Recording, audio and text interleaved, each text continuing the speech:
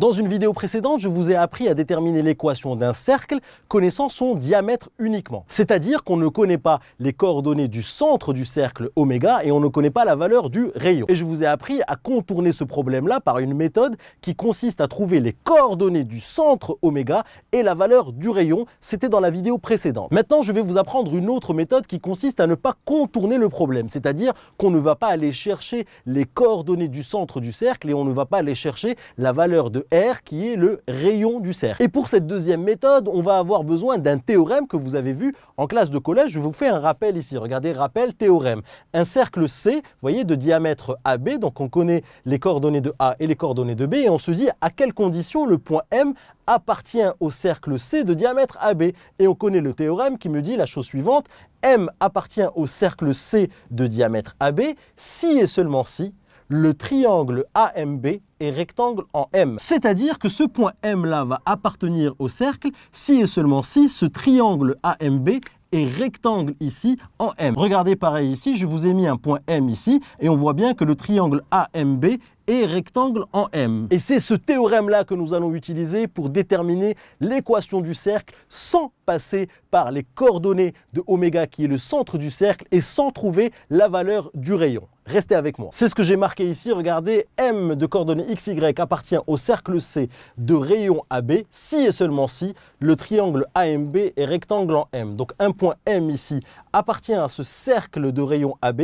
si et seulement si le triangle AMB est rectangle en M. Et cette condition-là, on va la reformuler avec les vecteurs. C'est très simple. Dire que le triangle AMB est rectangle en M veut dire que le vecteur MA et le vecteur MB sont orthogonaux. C'est simplement une autre manière de formuler ceci. Le triangle AMB est rectangle en M veut dire que le vecteur MA et le vecteur MB sont orthogonaux. Et comment fait-on pour exprimer que deux vecteurs sont orthogonaux en mathématiques? Vous avez un outil extrêmement puissant qui s'appelle le produit scalaire. Et vous savez que deux vecteurs sont orthogonaux, U et V sont orthogonaux si et seulement si U scalaire V est égal à 0, vous le savez. C'est ce que je vous ai marqué ici, regardez, MA est orthogonal à MB, les vecteurs MA et MB sont orthogonaux si et seulement si le scalaire de MA par MB, c'est-à-dire le produit scalaire de MA par MB est égal à 0, c'est des choses que vous savez. Et ce qu'on va faire maintenant, c'est qu'on va passer aux coordonnées du vecteur MA et aux coordonnées du vecteur MB. Dire que MA scalaire MB est égal à 0, les coordonnées du vecteur MA c'est XA moins X, YA moins Y, je vous rappelle que X et Y ce sont les coordonnées du point M, je vous les ai marquées ici, et MB, le vecteur MB, a pour coordonnées XB moins X, YB moins Y. Donc dire que MA scalaire MB est égal à 0, j'ai simplement remplacé ici MA par ses coordonnées et MB par ses coordonnées pour exprimer cette relation-là, mais cette fois-ci avec les coordonnées. Et vous savez très bien que pour exprimer un produit scalaire de manière analytique, si j'ai un vecteur U qui a comme coordonnées XY et un vecteur V qui a comme coordonnées X', Y', eh bien je sais que le produit scalaire de U par V, c'est X, X' plus Y, Y'. Et c'est ce que je fais ici, regardez, pour calculer ce produit scalaire-là, il suffit de multiplier cette quantité par celle-ci, plus cette quantité par celle-ci. C'est ce que j'ai écrit ici, XA moins X facteur de XB moins X, donc cette quantité fois celle-ci, plus cette quantité-là fois celle-ci est égale à 0. Donc YA moins Y, facteur de YB moins Y est égal à 0. Et vous allez me dire, mais ceci n'est pas du tout l'équation d'un cercle, c'est pas du tout ce que je connais. Eh bien si, vous allez voir que ceci n'est rien d'autre que l'équation d'un cercle sous une autre forme. Allez, avec des valeurs, ça va être beaucoup plus simple. Regardez ici, le point A a pour coordonnées moins 6, moins 2. Le point B a pour coordonnées moins 2, 1. Ce que je vais faire ici, c'est que je vais remplacer XA, YA, XB, YB par leur valeur pour voir ce que je trouve ici dans l'équation du cercle. Je remplace ici les coordonnées du point A et les coordonnées du point B par leur valeur. Vous voyez ici, c'est XA moins X, YA moins Y. XA, c'était bien moins 6, YA, c'était bien moins 2. Ici, MB, c'est moins 2 moins X. Pourquoi? Parce que c'est XB moins X et ici YB moins Y.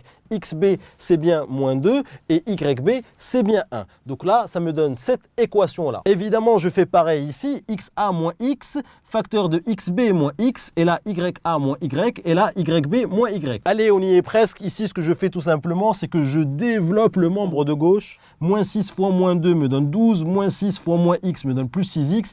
Moins X fois moins 2 me donne plus 2X. Moins X fois moins X me donne plus X carré. Moins 2 fois 1 me donne moins 2. Moins 2 fois moins Y me donne plus 2y, moins y fois 1 me donne moins y, et moins y fois moins y me donne plus y carré. Regardez ce que j'obtiens ici. J'obtiens ici un membre de gauche où il y a du x carré, du x, du y carré, du y. Regardez ici, j'ai du x carré, j'ai du y carré, j'ai du x, j'ai du y et j'ai de la constante. Je vais un peu organiser tout ceci. On organise ensemble le membre de gauche. Regardez ici, x carré, hop, le voici, 6x plus 2x, ça me donne 8x. Le y carré, le voici, je le mets ici. Y, je l'obtiens en faisant 2y moins y, ça me donne y. Et ensuite, j'ai une constante ici, 12 ici, et j'ai une autre constante qui est moins 2. 12 plus moins 2 me donne 10. Et j'obtiens ici une équation où dans le membre de gauche, j'ai du x carré, du x, du y carré, du y et de la constante. On y est presque, on vient d'obtenir l'équation d'un cercle, mais pas sous la forme que vous connaissez. Je vous ai mis ici l'équation qu'on vient d'obtenir, x carré plus 8x plus y carré plus y plus 10 égale 0. Ça, c'est avec la méthode numéro 2. Mais rappelez-vous, dans une vidéo précédente, on avait trouvé l'équation du cercle avec une autre méthode que j'ai appelée la méthode numéro 1. Rappelez-vous, on avait les coordonnées du centre et on avait la valeur du rayon. Et on avait trouvé x plus 4 au carré plus y plus 1 demi au carré égale 25 quarts. Et il s'agit du même cercle. Donc l'idée ici, c'est de voir est-ce que cette équation et cette équation sont les mêmes. Donc ce que je vous propose ici, la manière la plus simple, c'est de prendre l'équation que nous avons trouvée dans la méthode 1 et développer ici pour voir si on obtient cette équation. Regardez ici, le calcul est très simple. Ce que je fais ici, c'est que x plus 4 au carré, c'est une identité remarquable. X carré plus 8x plus 16. Y plus 1 demi au carré, c'est y carré plus y plus 1 quart. Moins 25 quarts égale 0. Le 25 quarts passe dans le membre de gauche. Ensuite, x carré plus 8x plus y carré plus y plus 16 plus 1 quart moins 25 quarts égale 0. Tout simplement, je mets d'abord le x carré plus le 8x, je mets ensuite le y carré plus le y. Je dis que 16 plus 1 quart moins 25 quarts, je les mets à la fin ici. Et ensuite, 16 plus 1 quart moins 25 quarts, 16 plus 1 quart moins 25 quarts, 1 quart moins 25 quarts me donne moins 24 quarts.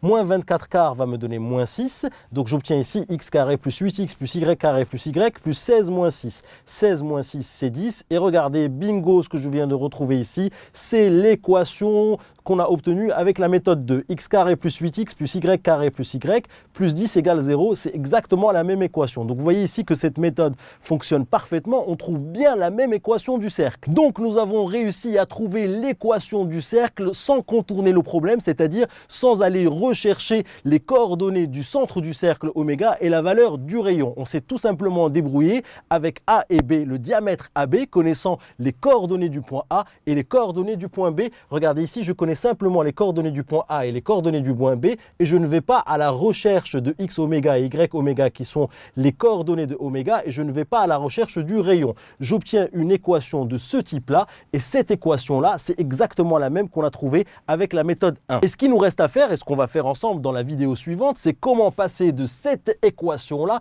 à cette équation-là. Ici, ce que j'ai fait pour vérifier tout simplement, c'est que je suis parti de là, j'ai développé pour simplement vérifier. Mais imaginons que nous n'avons pas cette équation, on ne l'a pas, et comment faire pour passer de cette équation à celle-ci, et c'est l'objet de la vidéo suivante. On reste ensemble. Si tu as aimé cette vidéo, n'oublie pas de t'abonner à ma chaîne en cliquant sur le bouton en bas. Tu seras averti à chaque fois que je vais poster une nouvelle vidéo. Et surtout, n'oublie pas d'aller jeter un petit coup d'œil à mon site kifflesmaths.com. Je t'ai mis ici le lien à ta droite. Sur le site, je te propose plein d'autres ressources et te réserve évidemment des surprises.